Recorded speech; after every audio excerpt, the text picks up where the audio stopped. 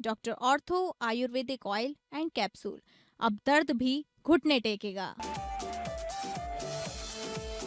PM Modi ने बनाया record. PM Modi के कार्यकाल के 12 साल पूरे। मुख्यमंत्री योगी आदित्यनाथ ने पीएम मोदी को दी बधाई। कहा, देशवासियों के विश्वास, स्नेह और आशीर्वाद की सामूहिक अभिव्यक्ति है ये कीर्तिमान।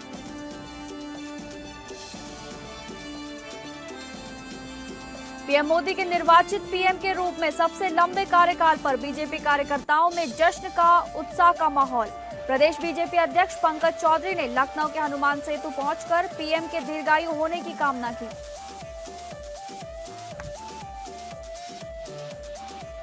नशे के खिलाफ कानपुर पुलिस की बड़ी कार्रवाई। ट्रक के कंटेनर से 6 क्विंटल गांजा बरामद। पुलिस ने एक तस्कर को किया गिरफ्तार। बरामद गांजे की अंतर्राष्ट्रीय बाजार में कीमत करीब 10 करोड़ रुपए। कानपुर में अंतर्राज्यीय फर्जी डिग्री रैकेट का भांडाफोड़। सरगना समेत 4 गिरफ्तार। हाई स्कूल से पीएचडी तक के प्रमाण पत्र होते थे तैयार।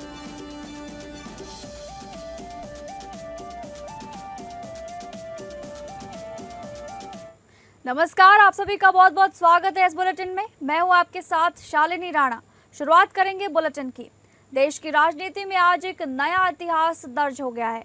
प्रधानमंत्री नरेंद्र मोदी ने बतौर निर्वाचित प्रधानमंत्री अपने कार्यकाल के लगातार 12 वर्ष यानी कि 4,399 दिन पूरे कर लिए हैं। इसके साथ ही उन्होंने देश के पहले प्रधानमंत्री जवाहरलाल नेहरू के सबसे लंबे समय तक लगातार निर्वाचित पीएम रहने के रिकॉर्ड को भी पार कर लिया है। इस मौके पर मुख्यमंत्री योगी आदित्यनाथ ने कहा कि देशवासियों के विश्वास, स्नेह और आशीर्वाद की सामूहिक अभिव्यक्ति है ये कीर्तिमान।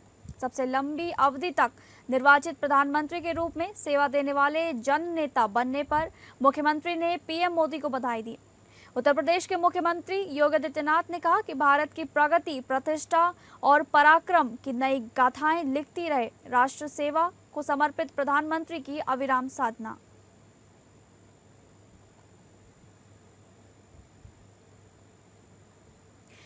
अगली खबर का रुख करेंगे। इसी कड़ी में भारत के प्रधानमंत्री नरेंद्र मोदी के कार्यकाल 12 साल पूरे होने पर भारतीय जनता पार्टी के कार्यकर्ताओं में जश्न और उत्साह का माहौल देखने को मिल रहा है।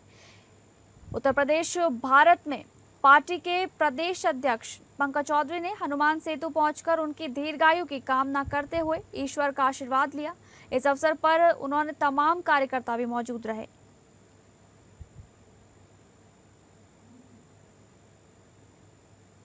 अगली खबर, प्रधानमंत्री नरेंद्र मोदी के कार्यकाल के 12 वर्ष पूर्ण होने पर भाजपा नेता देश भर में पूजा अर्चना कर रहे हैं। इसी कड़ी में राजधानी लखनऊ के निराला नगर में बीजेपी क्षेत्रीय कार्यालय के सामने स्थित बालकेश्वर हनुमान मंदिर में विधायक नीरज बोरा और बीजेपी अवध क्षेत्र अध्यक्ष कमलेश मिश्रा के साथ बड़ी संख्या में समर्थकों ने पूजा अर्चना की। उस माध्यम से हमने सेवा, सुशासन और गरीब कल्याण के काम किए हैं, जिसके निमित्त आज हम सब प्रधानमंत्री जी का जब 12 वर्ष पूर्ण हुए हैं तो माननीय विधायक जी यहाँ के उत्तर विधानसभा के माननीय नीरज बोरा जी, डॉक्टर श्वेता सिंह जी क्षेत्र के उपाध्यक्ष, आदरणीय टिंकू सोनकर जी महानगर के अध्यक्ष और सभी हमारे सम्मानित पदाधिकारियों के साथ हम सब लोग आज इस मंदिर में आकर हमने ईश्वर से प्रार्थना की है कि माननीय प्रधानमंत्री जी दीर्घायु हों, उनका कार्यकाल और लंबा हो और भारत का जो 2047 तक उनका विकसित राष्ट्र भारत को बनाने की जो परिकल्पना है वह साकार हो। सबके लिए सौभाग्य का विषय है। भारत के यशस्वी प्रधानमंत्री जिन्होंने आज़ादी के बाद सबसे सर्वाधिक कार्य करने का प्रधान सेवक के रूप में जो कीर्तिमान स्थापित किया है, भारत के 140 करोड़ लोगों का सौभाग्य है। और भारत ने इतने दिनों में जो विकास किया है और विश्व स्तर पर जो भारत की ख्याति बढ़ी है, मान सम्मान, स्वाभिमान, इस पर हर व्यक्ति को नाज है, गर्व है। मुझे लगता है कि जो सपना है भारत एक दिन बनेगा। इसी कड़ी में लखनऊ के आलमबाग गुरुद्वारे में भी अरदास कार्यक्रम का आयोजन किया गया, जिसमें राज्यसभा सदस्य सतनाम सिंह संधू मुख्य अतिथि के रूप में उपस्थित हुए। लखनऊ की मेयर सुषमा खरकवाल, आलमबाग गुरुद्वारे के अध्यक्ष निर्मल सिंह सहित कई गणमान्य लोग मौजूद रहे। इस अवसर पर आए हुए अतिथियों का सम्मान भी किया गया। वहीं विशेष अरदास का आयोजन भी किया गया। ये अरदास देश के प्रधानमंत्री नरेंद्र मोदी के नेतृत्व में केंद्र सरकार के सफल 12 वर्ष पूर्ण होने के उपलक्ष्य में की गई। देखिए, आज ऐतिहासिक दिन है कि भारत के प्रधानमंत्री श्री नरेंद्र मोदी जी ने अपने कार्यकाल के 12 वर्ष पूरे किए हैं और ये 12 वर्ष ही पूरे नहीं किए हैं, एक नया इतिहास रचा है। हमारे देश में 4399 दिन पूरे करने के बाद उन्होंने सबसे लंबा समय लोकतांत्रिक सिस्टम में देश की सेवा करने का एक नया रिकॉर्ड स्थापित किया है। और मैं समझता हूँ कि ये 12 वर्ष जो हैं, ये 12 वर्ष 140 करोड़ लोगों के विश्वास को जीतने की सबसे बड़ी सफलता मैं समझता हूँ। विश्व की 5 फर्जाइल अर्थव्यवस्थाओं में सबसे पछड़ी हुई अर्थव्यवस्थाओं से लेकर आज विश्व की 4th लार्जेस्ट अर्थव्यवस्था देश को बनाने का काम प्रधानमंत्री श्री नरेंद्र मोदी जी के 12 सालों में। अगली खबर का रुख करेंगे।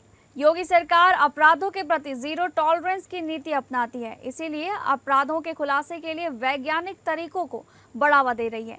इसी के तहत Uttar Pradesh state institute of forensic science Lucknow में मंगलवार को 48 प्रशिक्षु अधिकारियों ने परिभ्रमण किया। ये सभी डॉक्टर राम मनोहर लोहिया उत्तर प्रदेश प्रशासन एवं प्रबंधन अकादमी में प्रांतीय सिविल सेवा, स्टैंप एवं रजिस्ट्रेशन विभाग, राज्य कर विभाग तथा कोषागार विभाग के प्रशिक्षणरत अधिकारी हैं। इन्हें संस्थान के विषय विशेषज्ञों द्वारा साइबर एवं फॉरेंसिक विषयों पर विस्तृत जानकारी दी गई। प्रशिक्षु अधिकारियों ने ड्रोन तथा डीएनए लैब के कार्य और उनकी बारीकियों को समझा। इस अवसर पर संस्थापक निदेशक डॉक्टर जीके गोस्वामी ने सभागार में उपस्थित अधिकारियों को संबोधित करते हुए कहा कि ये संस्थान वर्तमान में साइबर सुरक्षा तथा फॉरेंसिक विषय में विभिन्न संस्थानों को तकनीकी दक्षता आज निपुण कर रहा है। उन्होंने साक्ष्य के महत्व पर प्रकाश डालते हुए कहा कि किसी भी केस में साक्ष्य ही अपराधी को सजा तक पहुंचाता है। उन्होंने कहा कि अभी आप लोगों का प्रशिक्षण का काल है, जितना जिज्ञासु होंगे उतना ही नई नई चीजों को सीखना मिलेगा। उन्होंने कहा कि साइबर युग में अपराध के आयाम बदल रहे हैं। पहले फिजिकल अपराध होते थे, लेकिन अब डिजिटल दुनिया में अपराध हो रहे हैं। ऐसे में तकनीक के बारे में हम सभी को अधिक से अधिक जानकारी रखनी होगी। कार्यक्रम के अंत में उपनिदेशक जितेंद्र श्रीवास्तव ने सभागार में उपस्थित समस्त अधिकारियों का आभार प्रकट किया। कार्यक्रम का संचालन जनसंपर्क अधिकारी संतोष तिवारी ने किया और इस अवसर पर पुलिस उप महानिरीक्षक हेमराज मीना, उपनिदेशक चिरंजीव मुखर्जी, अतुल यादव, फैकल्टी डॉक्टर मनीष राय, डॉक्टर पलक, उप निरीक्षक और शैलेंद्र सिंह एवं कार्तिकेय सहित अन्य लोग उपस्थित रहे।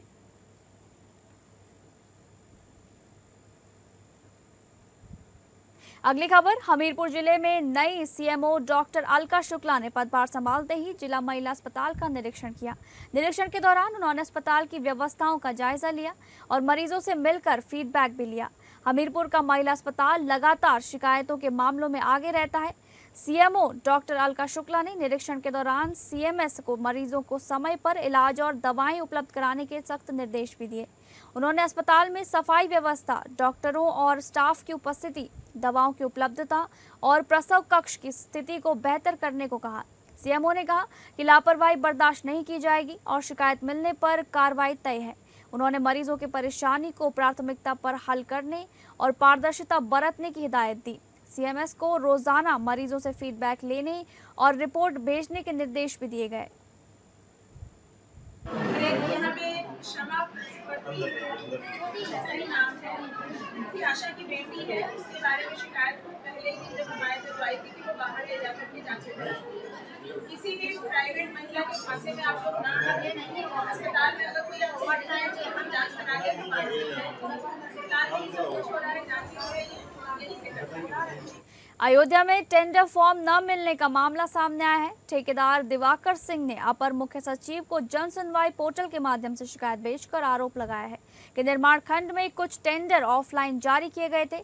इन टेंडरों के फॉर्म की बिक्री की अंतिम तिथि 9 जून को शाम 5 बजे तक निर्धारित थी।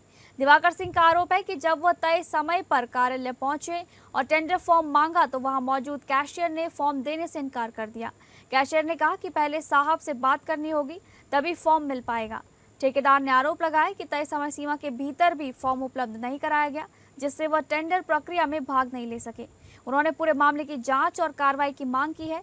वहीं दिवाकर सिंह ने डीएम को भी पूरे प्रकरण से अवगत कराया है, लेकिन कोई कार्रवाई नहीं हुई। उनका कहना है कि इस मनमानी के चलते ऑनलाइन टेंडर प्रक्रिया में प्रतिस्पर्धा खत्म हो गई है और पारदर्शिता नहीं रह गई है। इस मामले में अयोध्या नलकूप निर्माण खंड 5 के अधिकारी विजय कुमार वर्मा का बयान भी सामने आया है। उन्होंने टेंडर फॉर्म को लेकर जानकारी साझा की और लगाए गए आरोपों को निराधार बताया। बता दें कि सिंचाई एवं जल संसाधन विभाग के नलकूप निर्माण खंड 5 अयोध्या में टेंडर प्रक्रिया चल रही है। पीड़ित ठेकेदार ने टेंडर को निरस्त कर पारदर्शी तरीके से ऑनलाइन कराने की मांग उठाई है। अयोध्या का दफ्तर है, कार्यालय है और जो सिंचाई विभाग यांत्रिक के अंतर्गत आता है। यहाँ के लोकल निवासी हैं श्री दिवाकर सिंह, जो आज मेरे कार्यालय में आए थे। उनके द्वारा मुझ पर दबाव बनाया गया कि मुझे कुछ कार्य अपनी तरफ से आवंटित कर दिया जाए। तो मैंने उनको बताया कि ये ओपन प्रक्रिया है, टेंडर छपा था। जिन ठेकेदारों ने काम करने, जो वर्गीकृत श्रेणी में रजिस्टर्ड ठेकेदार हैं, वो अपना टेंडर प्रक्रिया में पार्टिसिपेट करते हैं और जब टेंडर खुलता है तो जो L1 होता है उसको टेंडर अवार्ड होकर के राजकीय कार्य कराया जाता है। ये विभाग नलकूप निर्माण खंड अयोध्या है।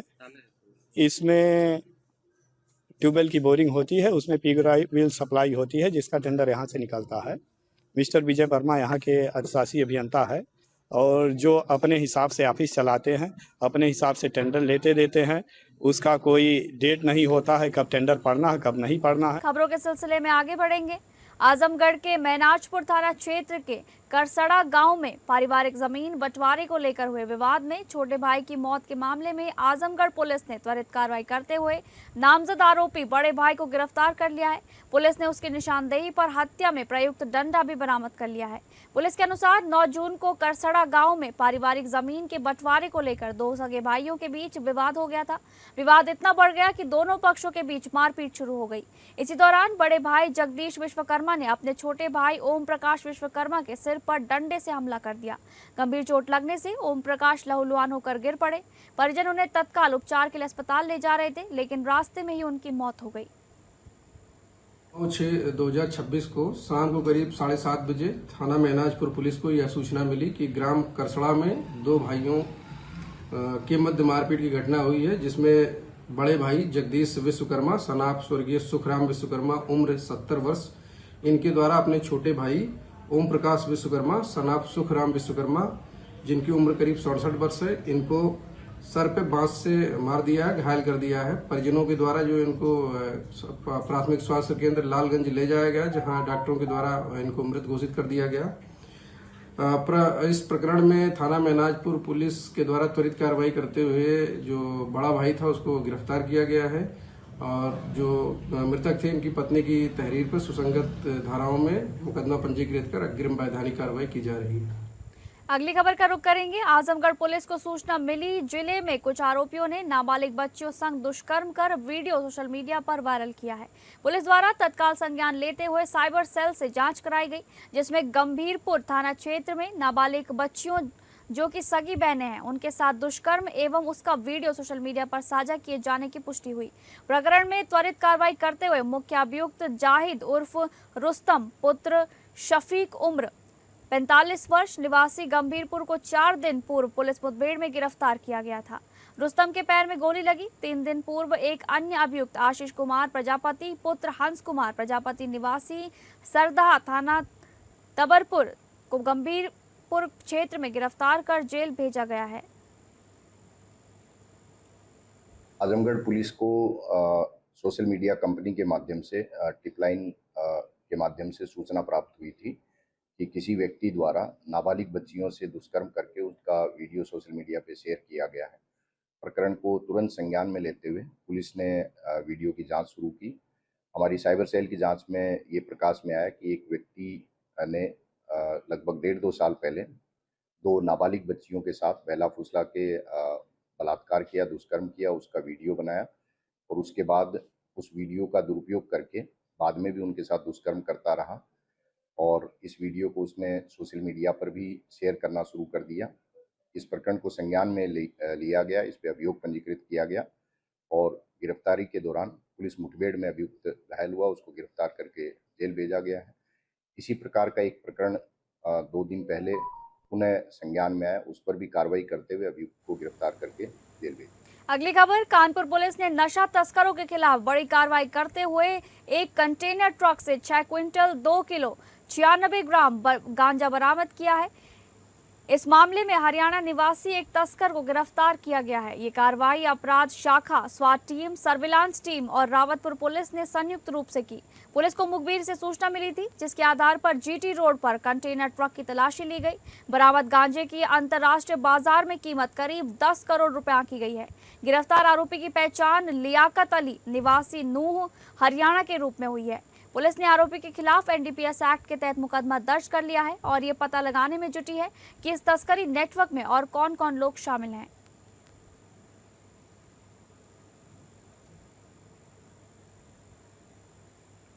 कमिश्नरेट कानपुर नगर की थाना बेकनगंज पुलिस और सर्विलांस टीम ने एक बड़े अंतर्राज्यीय फर्जी डिग्री एवं मार्कशीट रैकेट का पर्दाफाश करते हुए 4 आरोपियों को गिरफ्तार किया है। पुलिस का दावा है कि ये गिरोह वर्षों से देश के विभिन्न राज्यों के साथ साथ विदेशों तक फर्जी शैक्षणिक प्रमाण पत्रों की आपूर्ति कर रहा था।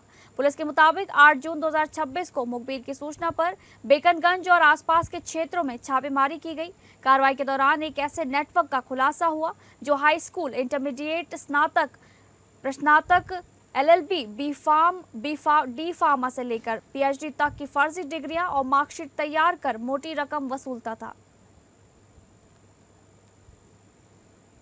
ये जिया उल हसन उर्फ समीर उर्फ आतिफ, ये बेकनगंज के इनके सहित 3 लोगों को और पकड़ा गया है। यहाँ पर फर्जी मार्कशीट का बनाने का पूरा रैकेट चला रहे थे और पूरे देश के अलग अलग शहरों में कुरियर के माध्यम से मार्कशीट, सर्टिफिकेट्स भेजने का काम कर रहे थे कुरियर के माध्यम से।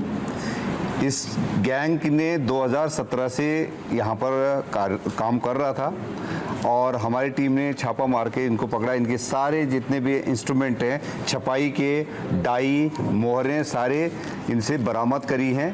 कानपुर की कमिश्नरेट पुलिस के हाथ एक बड़ी सफलता लगी है। आज फर्जी डिग्रियां बनाने वाले सिंडिकेट का खुलासा किया गया है, जिसमें पूर्व में 10 लोगों को पहले गिरफ्तार करके जेल भेजा जा चुका है और आज 4 लोगों की गिरफ्तारी की गई है। इसका जो मास्टरमाइंड था जियाउल हसन, जो कि लंदन की 2 बार यात्रा कर चुका है। पहली यात्रा उसकी 7 महीनों के लिए थी और जो दूसरी यात्रा थी वो 6 महीनों के लिए की गई थी और ये नंबर लंदन का ही नंबर इस्तेमाल करता था अपने पूरे नेटवर्क को चलाने के लिए और ये अपना नेटवर्क लंदन से चलाने के लिए लगातार विदेश की यात्रा कर रहा था। इसके पास जो वीजा था वो ठीक था, लेकिन जिस तरीके से ये लोग फर्जी मार्कशीट बनाते थे, इन लोगों के पास से आज जो सामग्री बरामद की गई उसमें 62 मार्कशीट बरामद हुई है और 830 वो पेपर बरामद हुए हैं जिनमें ये मार्कशीट को प्रिंट करते थे। इनके पास से प्रिंटर्स जो कि हाई क्वालिटी के थे, साथ ही लैपटॉप वगैरह और अन्य उपकरण भी बरामद किए गए हैं। आज जो 4 लोग गिरफ्तार किए गए हैं, इनमें जो जियाउल हसन मास्टरमाइंड था वो हैदराबाद पुलिस के द्वारा भी इसी क्रम में जेल भेजा जा चुका है, जिसकी जानकारी कानपुर की कमिश्नरेट पुलिस जुटा रही है और जानकारी आने के बाद क्या कुछ खुलासे आगे होंगे ये देखना भी बाकी है। न्यूज के लिए कुणाल सिंह, कानपुर। अगली खबर का रुख करेंगे, जहां अमरोहा जनपद की हसनपुर तहसील क्षेत्र से गुजर रहे गंगा एक्सप्रेसवे पर बुधवार को एक दर्दनाक हादसा हुआ। तेज रफ्तार कार अचानक अनियंत्रित हो गई और सीधे डिवाइडर से जा टकराई। टक्कर इतनी जबरदस्त थी कि कार के परखच्चे उड़ गए। वाहन में सवार 8 लोग गंभीर रूप से घायल बताए जा रहे हैं। हादसे की आवाज सुनकर आसपास के ग्रामीण मौके पर दौड़े। लोगों ने फौरन राहत कार्य शुरू किया और घायलों को बाहर निकाला। तुरंत एम्बुलेंस को सूचना दी गई। एम्बुलेंस पहुंचने पर सभी घायलों को नजदीकी अस्पताल भेजा गया है।